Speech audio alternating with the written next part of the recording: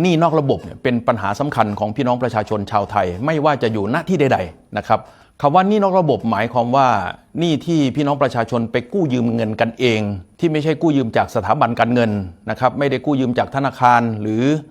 สถาบันการเงินที่ได้รับอนุญาตจากกระทรวงการคลังการเป็นหนี้นอกระบบเนี่ยภาพรวมส่วนใหญ่ทั้งหมดเนี่ยนะครับลูกหนี้มักจะเสียเปรียบเจ้าหนี้นะครับไม่ว่าจะเป็นเรื่องของ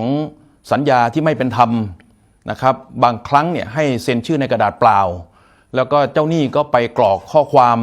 กรอกตัวเลขมากกว่าที่มีการกู้กันจริงนะครับนอกจากนั้นในเรื่องของดอกเบี้ยที่เจ้าหนี้นอกระบบเนี่ย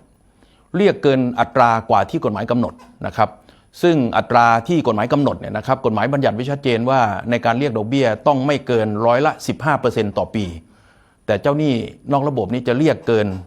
กว่า15%ต่อปีนะครับนอกจากนั้นก็มีการเรียกดอกเบี้ยทบต้นหรือว่าเรียกดอกเบี้ยจากดอกเบี้ยนะครับกรณีเช่นนี้มีปัญหามากมายที่สำคัญที่สุดที่พี่น้องประชาชนเจอก็คือเรื่องการทวงหนี้ที่โหดร้ายเช่นการข่มขู่การประจานให้ขายหน้าในการมาทวงหนี้นะครับอันนี้ก็เป็นปัญหาสำคัญที่พี่น้องประชาชนได้พบและที่ปวดใจที่สุดก็คือเมื่อมีการชำระ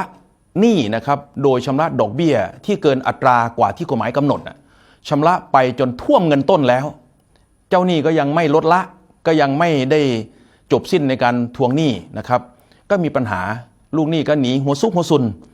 จนจะหาที่อยู่ลำบากนะครับปัญหาที่สำนักงานในการคุ้มครองสิทธิ์และช่วยเหลือทางกฎหมายและการบังคับคดีจังหวัดยโสธรนะครับที่จะนำเรียนพี่น้องประชาชนว่าในกรณีที่พี่น้องได้ชำระดอกเบี้ยจนท่วมต้นไปแล้วเนี่ยจะทำอย่างไรเพราะ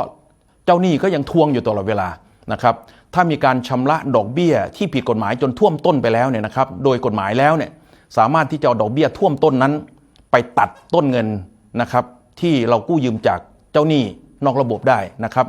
อย่างไรก็ตามหากมีปัญหาข้อกฎหมายหรือมีเรื่องราวเดือดร้อนเกี่ยวกับเรื่องปัญหาหนี้นอกระบบนะครับก็ให้พี่น้องประชาชนไปติดต่อสำนักงานในการคุ้มครองสิทธิ์และช่วยเหลือทางกฎหมายและการบังคับคดีนะครับทุกจังหวัดที่อยู่ภูมิลำเนาของพี่น้องครับ